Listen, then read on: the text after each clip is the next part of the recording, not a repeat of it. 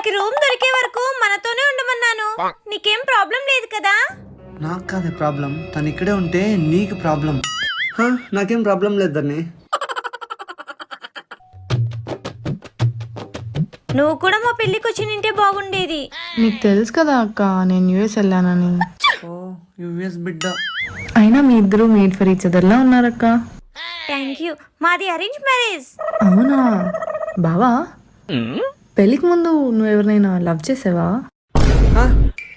అది ఎందుకు చేయలేదు? మా పెళ్లి కంటే ముందు ప్రశుకు ఒక ఎక్స్ ఉండేదంట. తను పెద్ద సాడిస్ట్ అంట, సైకో అంట.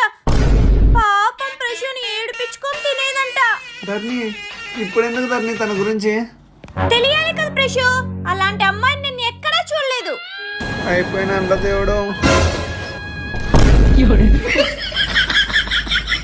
హలో